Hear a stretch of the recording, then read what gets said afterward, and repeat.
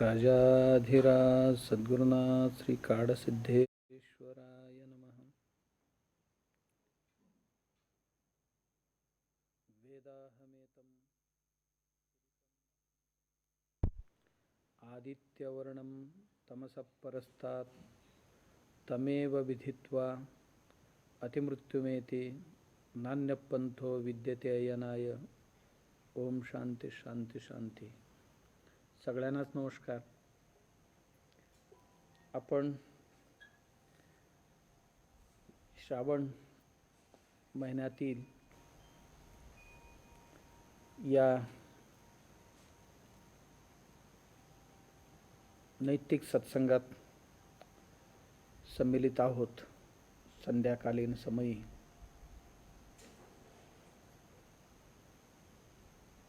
मनुष्याला असं एक सुख हवं आहे जे नित्य पाहिजे, त्याला निरंतर पाहिजे, विना अडथळ्याचा पाहिजे,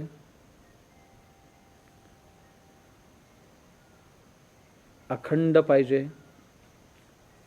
आणि अनंत असायला हवं सुख, असं त्याला वाटतं।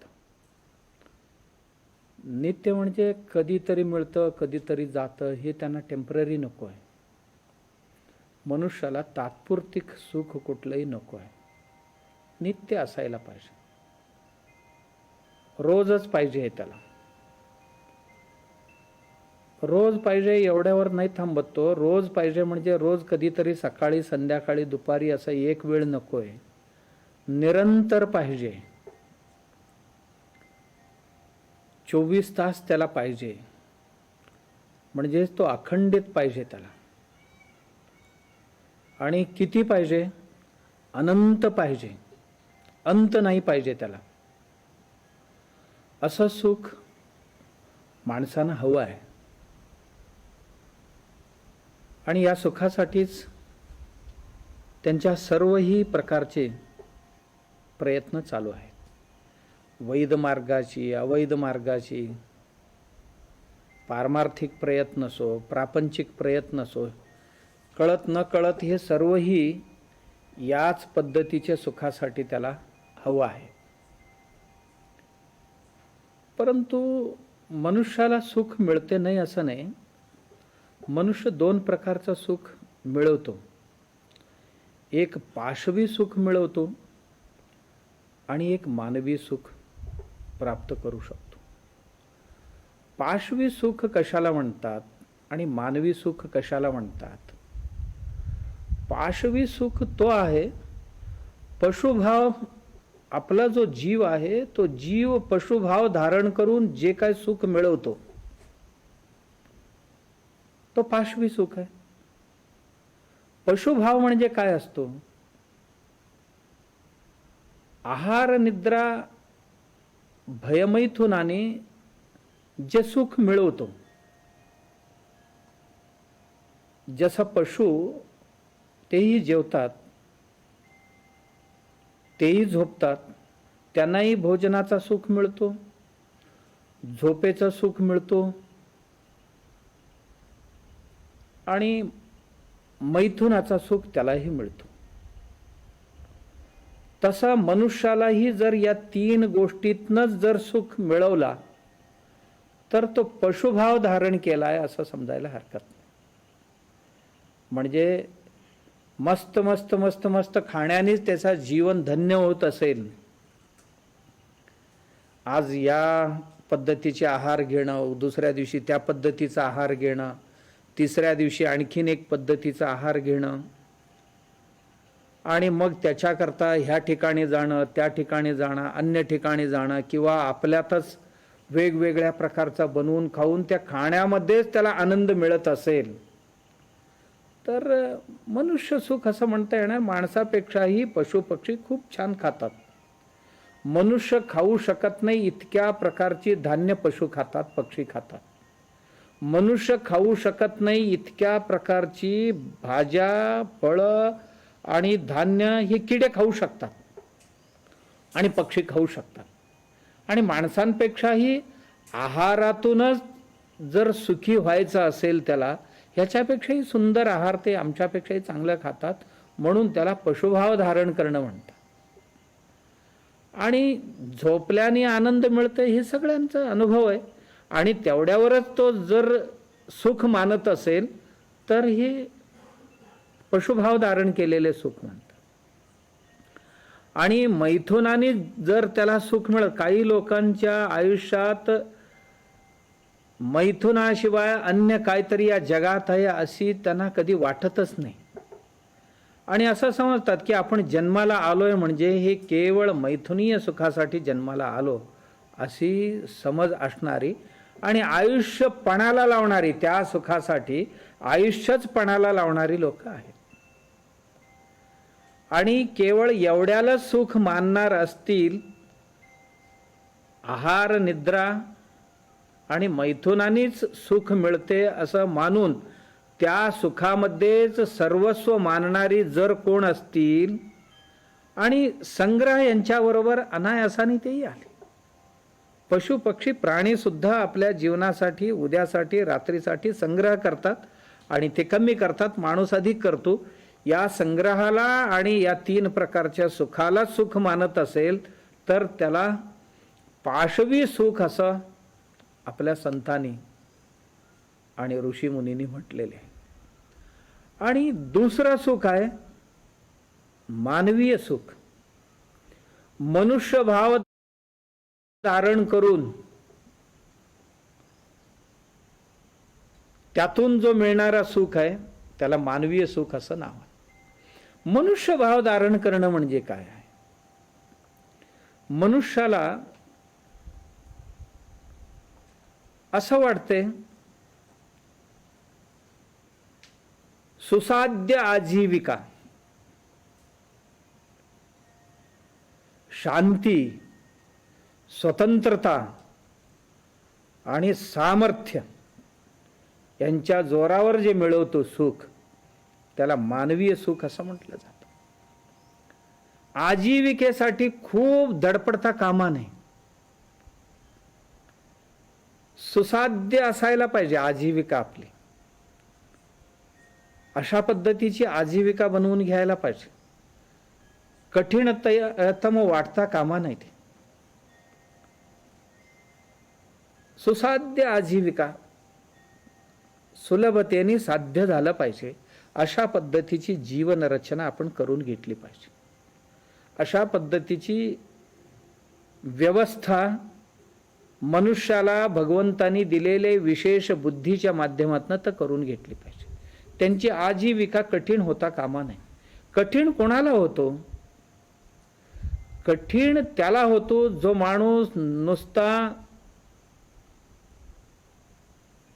जिभेसाठी, डोळ्यांसाठी, कानासाठी, त्वचेसाठी आयुष्य खर्ची घालतो. त्याच्यासाठी आजीविका सुसाध्य असायला पाहिजे. दुसरं, कोणाकडेही नसणारा एक गुण शांती. त्याची सुखाची अपेक्षा शांतीतनं असायला पाहिजे, समाधानातनं असायला पाहिजे. त्याला मिळणारा सुख सुसाध्य आजीविकेतून आलेले असायला पाहिजे, शांतीतून मिळवलेले असायला पाहिजे. शांती असंच मिळत नाहीये. शांती तेव्हा मिळते जेव्हा मनुष्य तृप्त होतो. अतृप्तीतनं शांती कधी मिळत नाही. आणि माणूस तेव्हा तृप्त होतो तेव्हा त्यांची आशा आकांक्षा कुठली शिल्लक राहत नाही. आशा आकांक्षा शिल्लक राहत नाही, ते पूर्णतया विरघळून गेलेले आहेत. त्या शांतीतनं त्याला सुख मिळवायचं. आणि माणूस स्वतंत्र म्हणजे परावलंबनातून सुख मिळवण्यापेक्षा स्वावलंबनातून सुख. आत्मैव आत्मन्येव आत्मनो तुष्टः. आपल्यातच आपण संतुष्ट, कुठल्या विषयांवर नव्हे, आत्मसुखानेच त्याला सुख वाटलं पाहिजे. आत्मसुखाचीच सुख त्याला सुख वाटलं पाहिजे. बाहेरच्या कोणत्याही विषयावर अवलंबून असणारा सुख त्याला कधीही सुखी बनवू शकत नाही. म्हणून त्याचं सुख स्वतंत्र असायला पाहिजे. त्याच्या स्वातंत्र्यात कुठल्याही कोणीही कोणत्याही प्रकारचा अडथळा निर्माण करणार नाही अशी अवस्था त्याने प्राप्त केली पाहिजे. स्वतंत्रता. आणि शेवटचं आहे, आपल्या बळावर, कोणाच्या तरी बळावर नाही आहे, स्वात्मा बळावर त्यांनी सुखापेक्षा केले पाहिजे. या 4 गोष्टी जर त्यांच्या सुखाच्या पाठीमागे असतील तर त्याला मानवीय सुख असं म्हणतात.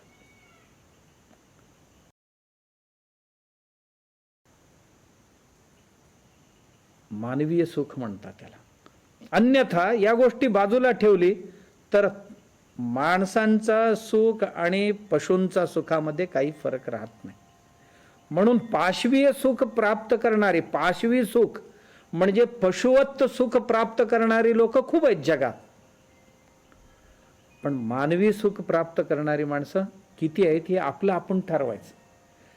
एकदा ह्या दोन्ही निकष आपण समजून घेतल्यानंतर माझं सुख पाशवी आहे की माझं सुख मानवी आहे, आम्हाला कोणीही सर्टिफिकेट द्यायची गरज नाही. आम्हाला कोणी त्याच्याकरता शिफारस किंवा प्रशस्तीपत्र किंवा पारखपत्र देण्याची काहीही गरज नाही. हे आपणच समजून घेऊ शकतो की माझं सुख कशावर, कोणतं सुख आहे, मानवी आहे की पाशवी आहे. मानवीय सुखासाठी मग काय केली पाहिजे, हे 4 गोष्टी साध्य करण्यासाठी काय केली पाहिजे, आपलं सुख मानवीय होण्यासाठी काय केलं पाहिजे. माणूस बघा स्वतंत्र जीव नाही आहे. Man is a social animal. माणूस असा एक समाजजीवी म्हणून ओळखला जातो, एकटा नाही आहे. जीव साखळीतला तो एक कडी आहे. या निसर्गातल्या अनेको जीवांसमवेत तोही राहतो. He is a social animal. तो एक समाजजीव आहे. त्याचं सुख एकट्यावर अवलंबून नाहीये, त्याची सुख व्यष्टीवर अवलंबून नाहीये, कधी कधी तो समष्टीवर अवलंबून आहे. ज्या घरात तो राहतो तो एकटा सुखी होऊ शकत नाही. परिवारातली सगळी माणसं सुखी असतील तर तो सुखी राहू शकतो. परिवारातील एक व्यक्ती जरी दुःखी असली तरी अख्खं घर दुःखी बनत असतं आणि एकटा सुखी राहू शकत नाही. म्हणून आपण समष्टीवर अवलंबून आहोत. समष्टीच्या सुखामध्ये आपलं सुख आहे. समष्टीच्या सुखामध्ये आपलं सुख आहे. समष्टी दुःखी आहे, सगळी दुःखी आहेत आणि मी सुखाने राहीन हे केवळ आभास होईल. याकरता समष्टी सुद्धा सुखी बनायला पाहिजे. या दिशेने जीवनाचा वाटचाल प्रत्येकांचा असायला पाहिजे. ही भारतीय तत्वशास्त्राची गाभा आहे. भारतीय तत्वशास्त्र याचीच प्रतिपादन करते. सर्वच सुखी व्हायला पाहिजे. अत्र सर्वे सुखिनः सन्तु सर्वे सन्तु निरामयाः सर्वे भद्राणि पश्यन्तु मा कश्चित् दुःखभाग् भवेत्. इथे सर्वजण सुखी राहायला पाहिजे, सर्वजण निरोगी राहिले पाहिजे, सर्वांना चांगलं ते पाहायला मिळायला पाहिजे, सर्वांना चांगलं ते ऐकायला मिळायला पाहिजे. लोका समस्ताः सुखिनो भवन्तु. समस्त लोक, समस्त जीवसृष्टी सुखी राहायला पाहिजे. ही आमची जीवन तत्व आहे. भारतीय जीवन पद्धतीची पाया आहे. मग यासाठी काय करायला पाहिजे? यासाठी जर समष्टी सुखी व्हायला पाहिजे तर प्रत्येकाला स्वार्थाची भूमिका बाजूला ठेवून, स्वहिताची भूमिका बाजूला ठेवून समष्टीची हिताची भूमिका धारण करावं लागेल. स्वतःचा स्वार्थ जो आहे तो त्यागावा लागेल आणि समष्टीच्या हिताची ज्या काही गोष्टी आहेत ते धारण करावे लागते. आणि एक दोन माणसं नव्हे, सर्वांनाच ही भावना धारण करावं लागेल. समष्टीचाच कल्याण व्हायला पाहिजे तर सर्वांनीच ही मानसिकता निर्माण करून घेतली पाहिजे. सर्वांनाच स्वतःचा स्वार्थ त्यागावा लागेल. म्हणजे आपल्या सुभाषितकारांनी म्हटल्याप्रमाणे परिवारासाठी स्वतःचा, गावासाठी परिवाराचा आणि जगासाठी गावाचाही त्याग करण्याची भूमिका म्हणतात. आपण एकटे सुखी नाही राहू शकत, मग सगळ्यांच्या सुखासाठी. तेव्हाच माणूस दिव्यगुण संपन्न होतो. दिव्यगुण संपन्नता आल्याशिवाय माणसांना मानवी सुख मिळत नाही. माणसांमध्ये प्रयत्नपूर्वक दिव्य गुणांची संपादना जेव्हा होईल तेव्हा त्याला मानवीय सुखाची आस्वाद घेता येईल. काय आहेत हे दिव्य गुण? माणसाला मोठं करणारे, दिव्य भव्य करणारे, शरीराने नव्हे, विद्याबुद्धीनी नव्हे. पाश्चात्य लोक म्हणतात, मग विदेशी तत्वज्ञानी बरीच आहेत, प्लेटो असतील, अरिस्टॉटल असतील, आणि अशी काही लोकांची धारणा आहे की समाजाला समृद्ध करायचं असेल, समष्टीला सुखी करायचं असेल तर त्यांना सुशिक्षित केली पाहिजे असं म्हणतात. सुशिक्षित झाल्याशिवाय राष्ट्र सुखी होणार नाही. आणि अशिक्षितपणामुळे सर्व दुःखी झालेले आहेत. म्हणून त्यांना सुशिक्षित केले की राष्ट्र सुखी होईल, समाज सुखी होईल, अशी त्यांची धारणा आहे. ही आमच्या भारतीय आचार्यांना मान्य नाही आहे. आमचे भारतीय आचार्य म्हणतात माणूस सुशिक्षित होणं म्हणजे काय? लिहायला वाचायला शिकणं. लिहायला वाचायला शिकला तर ते एक कौशल्य प्राप्त केलं, एक स्किल प्राप्त केला, कुठलं तरी एक स्किल प्राप्त केला. त्या कौशल्याने माणूस काय दिव्य गुण संपन्न होतो, दिव्य संपदा प्राप्त होतो? नाहीये. चांगल्या पद्धतीची काही स्किल प्राप्त केला तर, त्या कौशल्य प्राप्त केला तर त्या कौशल्याने समाज शोषण करणारा एक शोषक जीव बनेल. आणि आज जे पाहतो आपण, जेवढा जादा शिकलेला माणूस आहे, सर्वही नाहीये, बहुतेक लोक जे अधिक शिकलेले आहेत ते अधिक शोषक आहेत. आम्ही अनेक लोकांना पाहतो, ह्यांना त्यांना असं नाव ठेवायची गरज नाहीये. ज्यांची शिक्षण अधिक ते समाजाचा अधिक शोषण करणारे, हे चित्र आम्हाला समाजात आज रोज दिसते. वाटते की अधिक शोषण केल्याशिवाय अधिक श्रीमंत होता येत नाही. आणि पोषण करणारे जे कमी शिकलेले आहेत, ज्यांना कोणतंही शहराची हवा लागलेले नाहीये, ते पोषण करून आनंदी होऊ पाहतात आणि बाकीचे शोषण करून सुखी होऊ पाहतात. जे खेड्यातली लोक आहेत, शिक्षण फार कमी आहे त्यांचे, त्यांना शोषण माहीत नाही अजून. तो एक घास बाजूला ठेवूनच, किडे मुंगी सगळ्यांना एक घास बाजूला ठेवूनच त्यांच्या शेतातलं काही धान्य पशुपक्षी प्राण्यांना असतं आणि दीन दुबळ्यांसाठी दानधर्म करतो. घरी आलेल्यांना कोणालाही उपवाशी पाठवत नाही. चहा पाणी दूध दिल्याशिवाय पाठवत नाही. आणि कुठल्याही पशुपक्षी प्राण्यांना उपवाशी तो पाहू इच्छित नाही.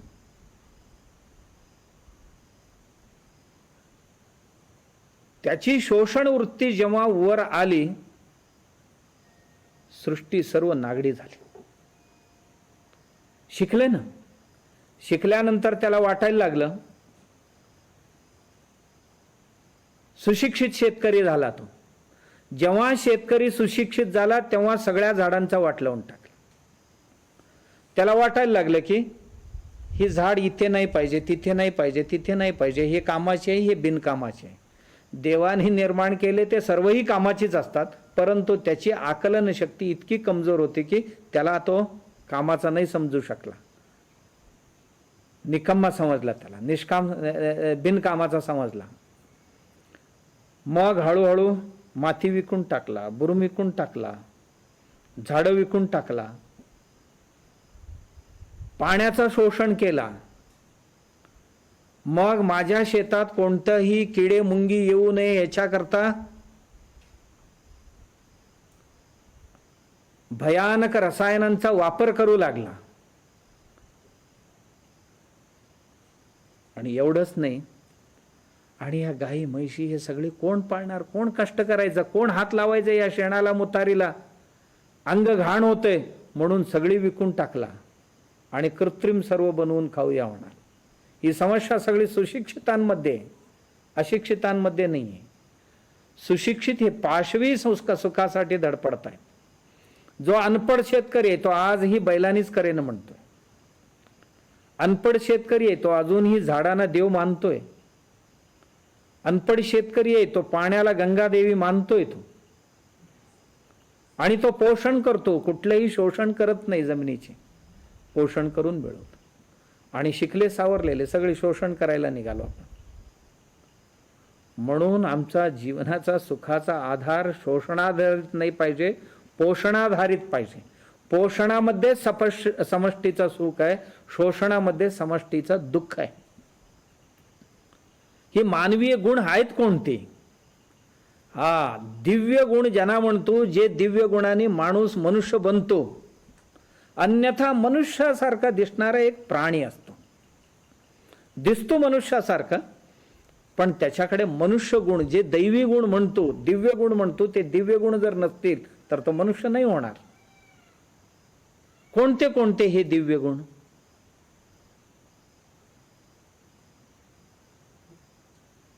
त्यांच्याकडे विवेक आहे, विद्या. जे चांगलं काय वाईट काय हे त्याला कळते, अनुकूल प्रतिकूल कळते, न्याय अन्याय कळतं, बरं वाईट कळते, ही जाणीव ज्याच्याकडे, ही एक गुण आहे चांगला. त्याच्याकडे कष्ट करण्याची सामर्थ्य आहे, ही एक गुण आहे.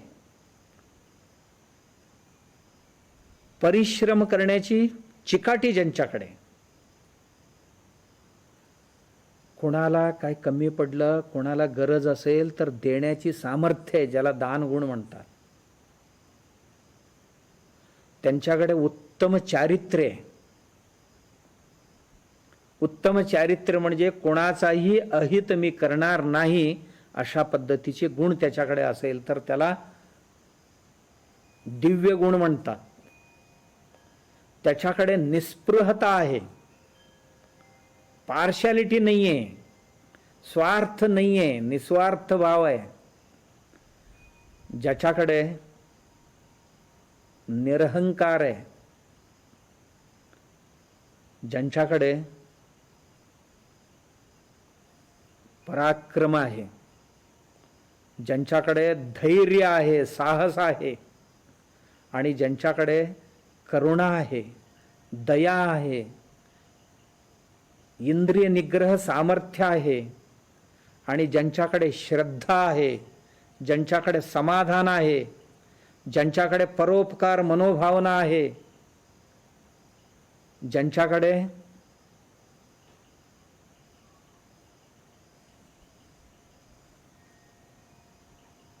कळवळ आहे, ज्यांच्याकडे लाज आहे, ज्यांच्याकडे प्रेम आहे, यांना दिव्य गुण म्हणतात. या दिव्य गुणांनी माणूस संपन्न असेल आणि या दिव्य गुणांच्या सहाय्याने आपल्या चार मार्गाने जो सुख मिळवू इच्छितो तो जगाला सुख देऊ शकतो. आणि सगळ्यांनाच असा मानवीय गुण धारण करण्याची गरज आहे. आपण एक एक गुणाला तिलांजली देत गेलो आपल्या जीवनात. आपण एकदा वळून पाहावं या गुणांच्या बाबतीत, माझ्याकडे ह्यातलं कोणतं गुण शिल्लक राहिलेले आहेत का, माझ्या कुठलं गुण दूर झालेले आहेत, अजून कुठले गुण जवळ आलेले आहेत. आमच्याकडे काही गुण सीझनल येतात, काही काही सीझनमध्ये येतात आणि परत जातात. हे येणं जाणारी गुण नव्हे. मनुष्य कधीतरी होतो आणि कधीतरी पशु होतो असा नाहीये. मनुष्य सदाकाळ मनुष्य असतो. अन्यथा सकाळी मनुष्य होता आणि दुपारी पशु झाला असा कधी होता कामा नये. म्हणून हे गुण निरंतर वास्तव्याला आपल्याकडे असतील तर ही आमची संपत्ती आहे. याच्यापेक्षा मोठी संपत्ती माणसाला सुखासाठी दुसरं कुठलीही गरज नाही. आणि ही जी आहे याच्याकरता सर्वांनाच असा बनवायला पाहिजे. तर बघा ते येत नाही असं नाही, काही अप्राप्त होते कसं, हे संस्काराने, संस्काराने प्राप्त होतात. हे संस्कार 4 प्रकारचे आहेत. 4 प्रकारचे संस्कार आहेत. एक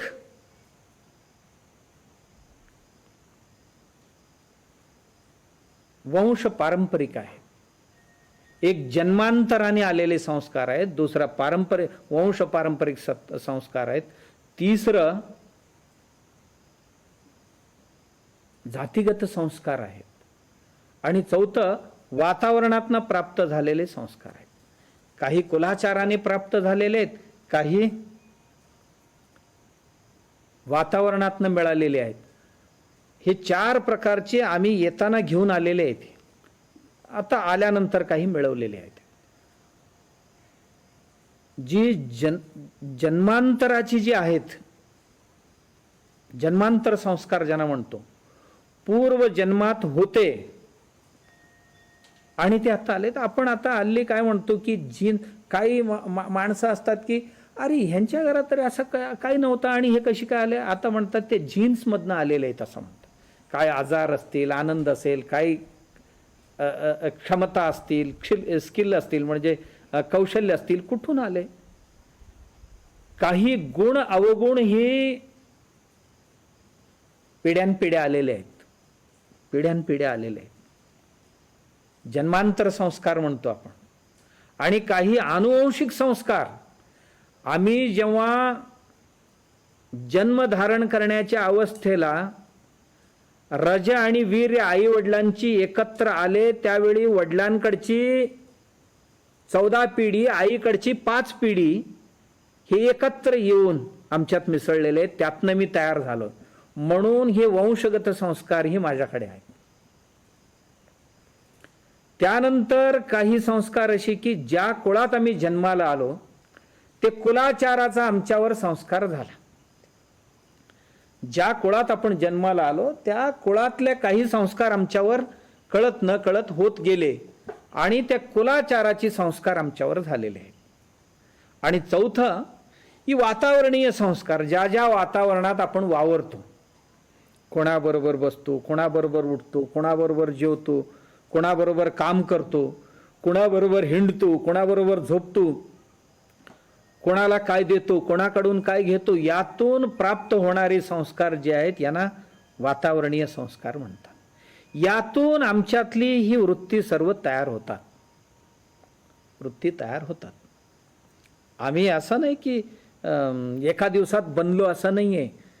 म्हणजे जन्मांतराचेही काही आलेले आहेत, वंशाचेही काही आलेले आहेत, कुलाचारातलेही काही आलेले आहेत. आणि इथे आल्यानंतर जिकडी तिकडी हिंडून फिरून कोणाकोणाच्या सहवासात आपण गेलो, त्यांचेही काही संस्कार आमच्यावर झालेले आहेत. आणि त्याच्यातून आपण आज ज्या स्थितीत आहोत या स्थितीला हे सर्वही कारणीभूत आहेत. मग आमच्या आचार्यांनी, गुरुजनांनी आम्हाला हे शिकवलं की माणूस दिव्य गुण संपत्तीने युक्त व्हायला पाहिजे. दिव्य गुण संपत्तीने युक्त झाला तर तो माणूस मानवीय सुखाला, अर्थात समष्टीच्या सुखासाठी, सर्वांच्या सुखात माझा सुख आहे, मी एकटंच सुखी राहू शकत नाही, एकटंच राहू शकत नाही, सर्व जे आहेत यांच्यातच माझी सुख आहे आणि माझ्या सुखात सर्वांचंही सुख असायला पाहिजे, अशी भावना त्यांची होण्याकरता त्यांच्यावर त्यांची वृत्ती अवलंबून आहे.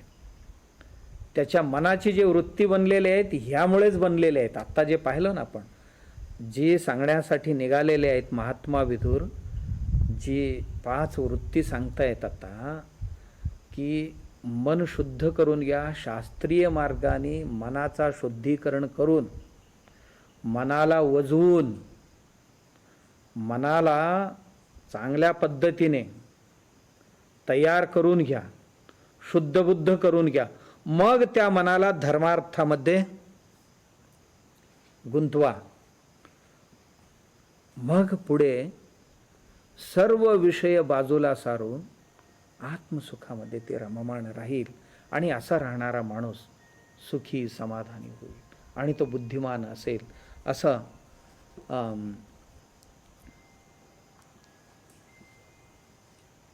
महात्मा विदुर सांगतायत. आपण या वृत्ती ज्या आहेत कसे बनले, का बनले हे पाहत आलो. याच्याकरता असं नाही की आमच्यावर संस्कार आहेत, त्या संस्काराने हे आलेले आहेत. मग आपण क्षिप्त वृत्तीचे आहोत का विक्षिप्त वृत्तीचे आज आहोत, का आम्ही मूढ वृत्तीचे आहोत, एकाग्र वृत्तीचे आहोत, का निरुद्ध वृत्तीचे आहोत, या सर्व वृत्तींसाठी या सगळ्या प्रकारचे संस्कार आतापर्यंत जे पाहिलं आपण, हे सर्वही जबाबदार आहेत. क्षिप्त वृत्ती आमची बदलावं लागेल, विक्षिप्त वृत्तीत परिवर्तन करावंच लागेल, मूढ वृत्तीचा नयनाट करावं लागेल. मूढ वृत्ती मूर्खपणा कधीही कामाचा नाही, ते पूर्णतया त्याला सोडून द्यावं लागेल. आता चौथी वृत्ती आहे माणसांच्यात असते, ती म्हणजे एकाग्र वृत्ती. एकाग्र वृत्ती म्हणजे माणसाच्या अवतीभोवतीने वातावरण काहीही असो आणि कसंही असो, भौतिक वातावरण असेल, बौद्धिक वातावरण असेल का अन्य आध्यात्मिक काही वातावरण काहीही असो, त्या वातावरणामध्ये त्यांची जे लक्ष आहे जीवनाचा जो उद्दिष्ट आहे, त्या उद्दिष्टापासून विचलित नाही झाला तर त्याला एकाग्र वृत्ती असं म्हणतात. मुलं बसलेली होती एका आंब्याच्या झाडाखाली, बरीचशी दगडं झाडाखाली पडलेली होती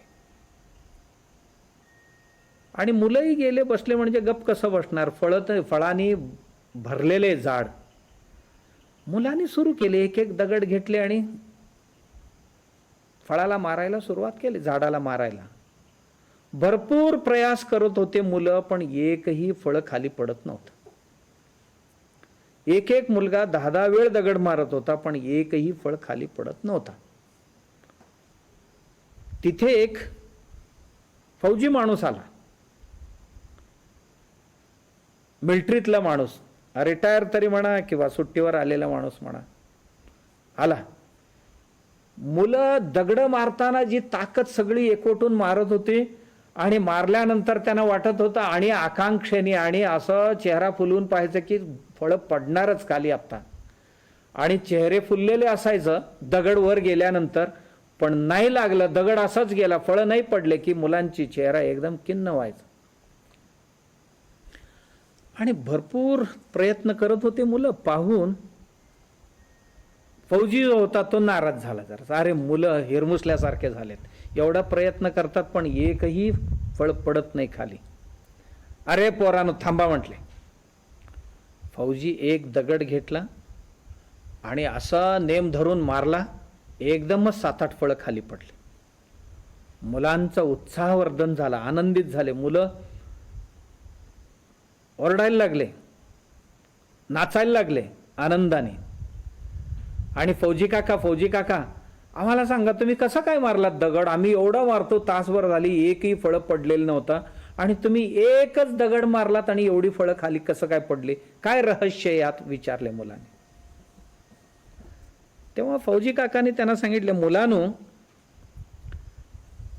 त्याच्याकरता एकाग्रता लागते, सराव लागतो एकाग्रतेसाठी. ज्याला मारायचं ना तेवढंच ते दिसायला पाहिजे. तुम्हाला अख्खं झाडच दिसते, या फळाला मारू की त्या फळाला मारू की त्या फळाला मारू, अख्खं कुठला निर्णयच होत नाही तुमचं. मारायचं म्हणून मारता, कुठलं लागलं तर लागलं, असं नाही होऊ शकत म्हणाले. जी नेम धरून मारले तर पडायलाच पाहिजे म्हणाले. आणि फक्त आपल्याला आपला नेमच दिसायला पाहिजे, दुसरा काय दिसता कामा नाही म्हणाले, तरच फळ खाली पडणार. आणि त्याच्याकरता सराव करावा लागते, ते एका दिवसात होणार नाही म्हणाले. फक्त आणि फक्त आपल्याला तो नेम आहे ना, जो लक्ष तेच दिसायला पाहिजे, दुसरा काय दिसला नाही पाहिजे म्हणाले. एकाग्र चित्त म्हणतात त्याला. कोणत्याही कार्यासाठी, केवळ फळ खाली पाडण्यासाठी नाहीये. विद्यार्थ्याला आपली परीक्षा उत्तीर्ण व्हायचं असेल, उत्तीर्ण करायचं असेल, तर त्याला त्याचा ध्येय स्पष्ट दिसायला पाहिजे. त्याच्याकरता काय करायला पाहिजे ना, त्याकरता एकाग्र चित्ताने कामाला लागला पाहिजे. मग तो शेतकरी असो, मग कारखानदार असो, मग व्यापारी असो, सगळ्यांच्या जीवनात एकाग्र चित्त पाहिजे. एकाग्र माणूसच काही साध्य करू शकतो, अन्यथा साध्य नाही होत, साध्य नाही होणार. अनेकाग्र माणसं काहीही साध्य करू शकलेले नाही आजपर्यंत. आपल्याला माहिती असेल, पाणिनी महर्षी होते आमचे. महर्षी पाणिनी संस्कृताला संविधान निर्माण, संस्कृतचं संविधान निर्माण करणारा संविधान करता आहेत.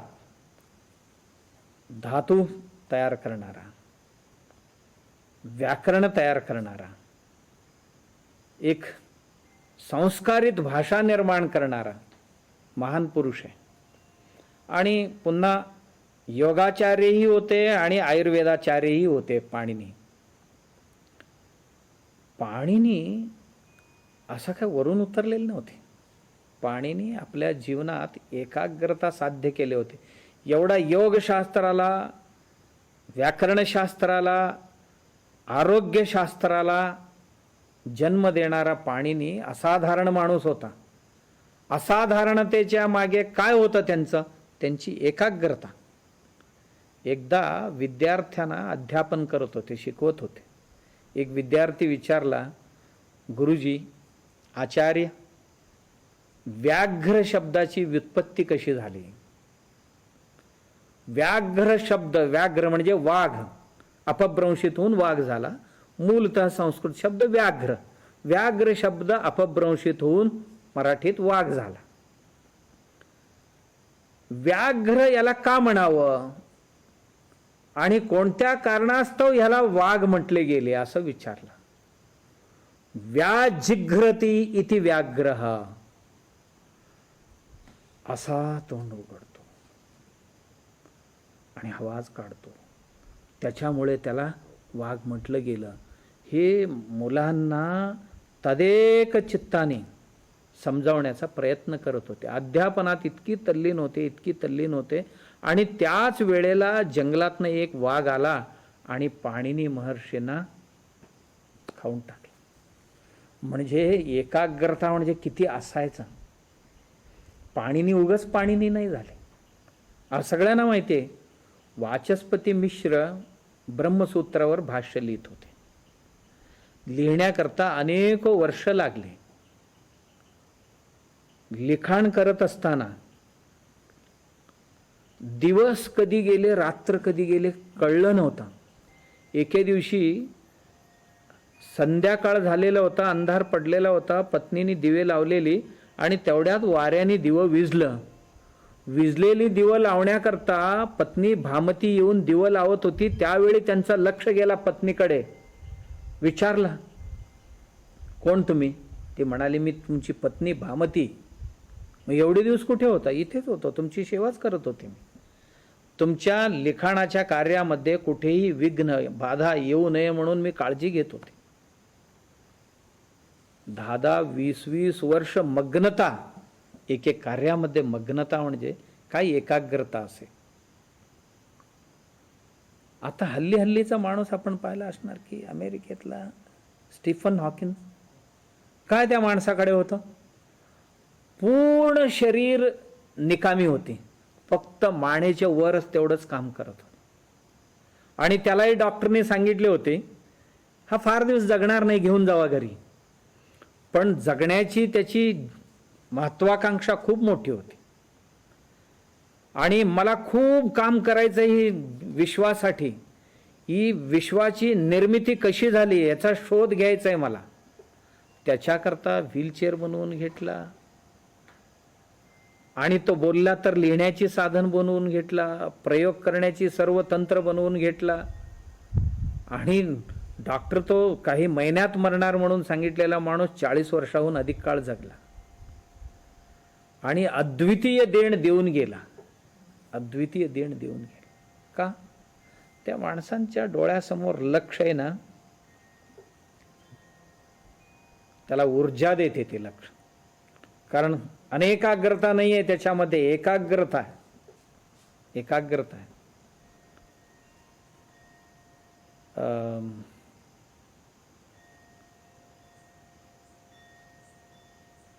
आपल्याला सगळ्यांना माहिती आहे, स्वतंत्रता संग्रामाच्या वेळी जालियनवाला बाग हत्याकांड झाला. पंजाबमध्ये अमृतसरमध्ये एक छोटीशी मैदान आहे, जालियनवाला बाग म्हणतात त्याला. त्या बागेत जाण्याकरता एकच छोटासा एक 4 फुटाचा रस्ता आहे. आजही आपण गेला तर पाहता येईल. आणि आतमध्ये एक मोठं विहीर आहे आणि चारी बाजूनी सगळी लोकांची घरं आहेत. आणि तिथे जवळजवळ 3000 लोक स्वातंत्र्य आंदोलनासाठी एकत्रित जमलेले होते, पुढची दिशानिर्देश ठरवण्याकरता.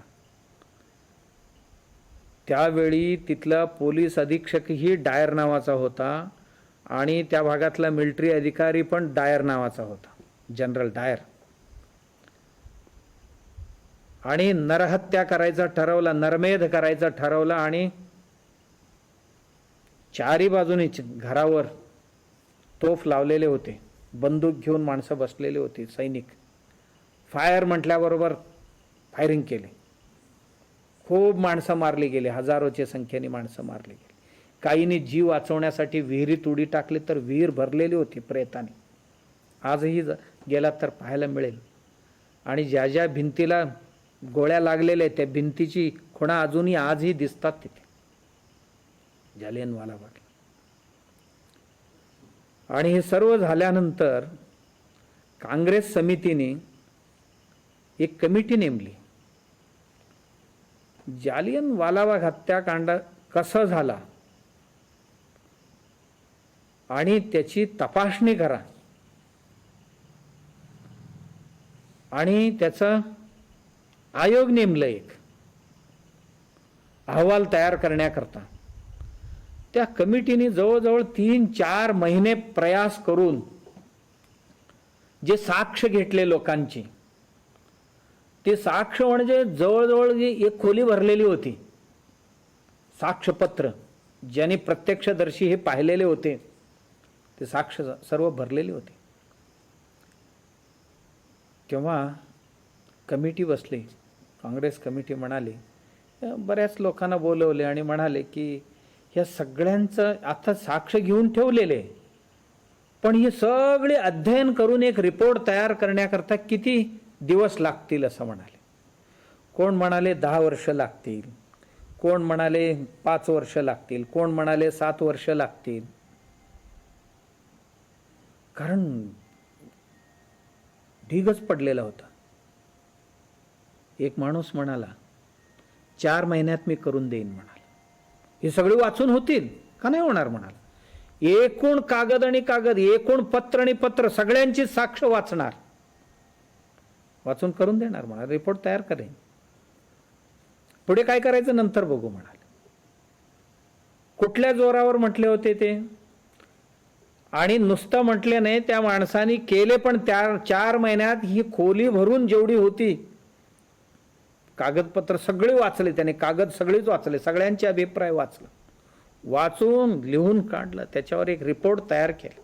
कोणाकोणाचं म्हणणं काय, कसं झालं, कोण काय केलं, कोणाचं काय झालं, जे प्रत्यक्षदर्शींनी पाहिलेलं होतं ते सगळे वाचून काढलं. खोली भरलेले पत्र 4 महिन्यात, खोलीभर भरलेले पुस्तकच म्हणा ना ते, थोडक्यात 4 महिन्यात वाचून काढले. कसं वाचून काढले?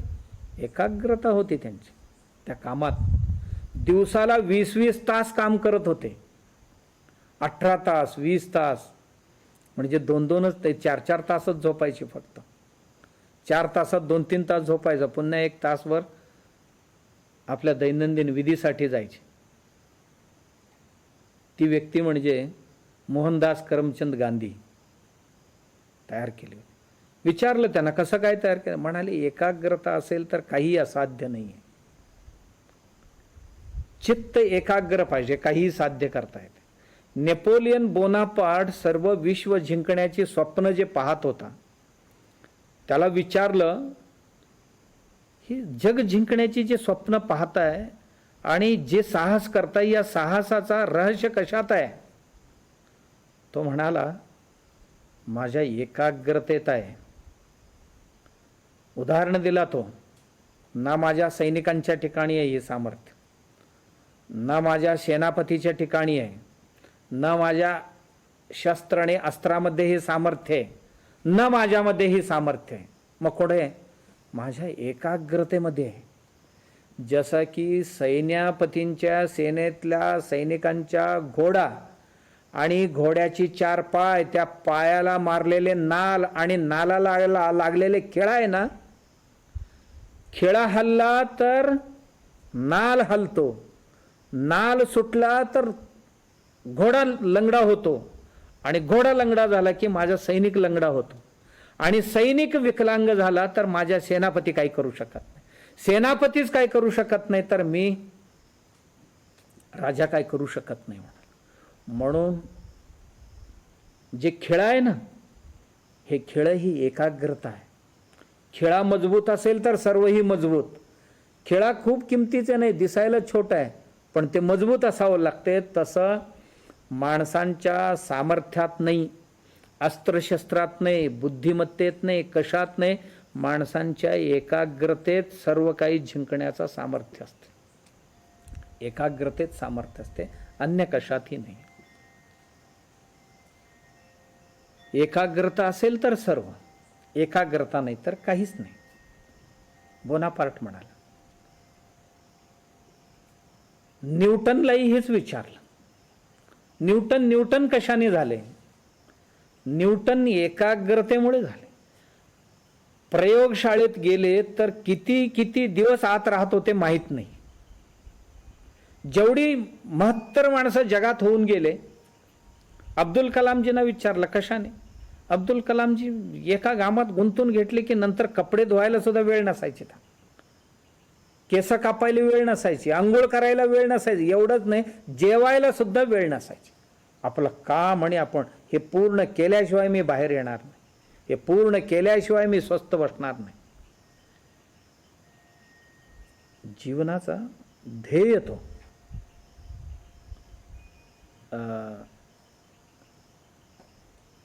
मोगलांच्या काळात आपल्याला माहिती आहे की गुरु गोविंद सिंगांची 2 धाकटे बाळ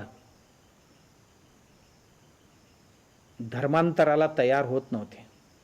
त्या बाजूला गोविंद सिंगजी होते, त्यांची चित्रहिंसा चालू. त्यांच्या डोळ्यासमोर त्या दोन्ही बाळांना भिंतीत घालून बांधत होते, बांधकाम करत होते. भिंतीच्या मध्यभागी उभं करून 4ही बाजूनी भिंत बांधत होते त्यांना. आणि 1 फूट वर बांधले की विचारायचं इस्लाम स्वीकारता की नाही? मुलं म्हणायचं हां म्हणायचे. आणि 1 फूट वर बांधायचं, विचारायचं परत इस्लाम स्वीकारणार की नाही स्वीकारणार? हां म्हणायचे ते मुलं. गळ्यापर्यंत आले. आजी बाजूला महाडीवर उभं राहून पाहत होती त्या मुलांची आजी. बाळानो म्हणायची आजी, आजी असं म्हणायचं. आजी असं म्हटल्यावर अंगात जी हवा भरायचा मुलांची, भिंत ढिल्ल व्हायची आणि पुन्हा बांधायची. गळ्यापर्यंत आले. स्वीकारणार की नाही इस्लाम म्हणाले. म्हणाले, साध्यच नाही. बांधारे पुरा म्हणाले. पूर्ण डोक्यावर भिंत बांधली. मुलांना भिंतीत गाडून मारले पण विचलित नाही झाले. डोळ्यासमोर लक्ष स्पष्ट होतं, चित्त एकाग्र होतं, एकाग्र होता चित्त, विचलित नाही होऊ शकले. छत्रपती शंभूराजांचं लक्ष एकाग्र होतं. कशा करताही डगमगला नाही, म्हणून सर्व काही साध्य. अजरामर झाले इतिहासात या कारणास्तव. आणि इतिहासात चरित्रात जे चरित्र पुरुष इतिहास पुरुष बनले हे सर्व ही एकाग्र चित्ताचीच माणसं होती, एकाग्र चित्ताची माणसं होती. म्हणून माणसांना गरज आहे एकाग्रतेची. मग तो विद्यार्थी असो, कृषिक असो, उद्योजक असो, नोकरदार असो, कारागीर असो, कोणी असो, त्यांच्या कार्यात त्यांची मग्नता एकाग्रता ही पाहिजे. याला म्हणतात एकाग्र वृत्ती. ही एकाग्र वृत्ती कार्यास यश मिळवून देते, यश मिळवून देते. त्याला चांगलं मानतो. या एकाग्र वृत्तीने प्रापंचिक आणि पारमार्थिक सर्व कार्य आपण साध्य करू शकतो. याला प्रसन्न चित्त असं नाव आहे. कार्य करू शकतो. सर्व सिद्धीचे कारण, सर्व सिद्धी प्राप्त करण्याकरता हे कारणीभूत ठरू शकतो. हा, हे ऐकायला बरं वाटलं हे, पण बनवायचं कसं, एकाग्र करायचं कसं, हीच सगळ्यात मोठी समस्या आहे सगळ्यांचं. गोष्टी कथा ऐकायला बरं वाटतात सगळे, आणि एक क्षण असं वाटते की हे धन्य आहे, आपणही असं व्हायला पाहिजे असं वाटते. परंतु फार वेळ टिकत नाही ते. थोड्या वेळाने आपलाही विचार, मनात आलेले विचार विरघळून जाते. का? आम्ही अनेकाग्र आहोत, किंवा आमची विक्षिप्त वृत्ती आहे, किंवा मूढ होते. कधी कधी मनात राहिले की तेच राहतं, भूतकाळातच राहते, किंवा आणि कशात तरी अडकून राहतं, विक्षिप्त होतं. किंवा कधी कधी मूढ वृत्तीकडे जातो, तिथे काही कळत, भ्रमित होऊन जातो. हे बरोबर किती बरोबर, हे खरं किती खरं, यात भ्रमित. एकाग्र वृत्तीची बनणे गरजेचे. आध्यात्मिक साधनांसाठी सुद्धा तेच लागते. आमच्या डोळ्यासमोर जे लक्ष आहे ते साध्य करण्याकरता एकाग्र वृत्ती. आणखीन एक वृत्ती राहिली, ती म्हणजे निरुद्ध वृत्ती. आणि निरुद्ध झालं की त्याला समाधी लागतं. एकाग्रता घेऊन निरोध करायचा, निरोध करायचा. मग ही एकाग्रतेतनं निरुद्ध कसं करता येईल, एकाग्रता कसं साध्य करता येईल, याच्याकरता पतंजली महर्षींनी सुंदर उपाय सांगितलेले आहेत. तो आपण उद्या पाहू. राजाधिराज सद्गुरुनाथ सिद्धरामेश्वराय नमः. राजाधिराज सद्गुरुनाथ श्री भाऊराजाय नमः. राजाधिराज सद्गुरुनाथ श्री काळसिद्धेश्वर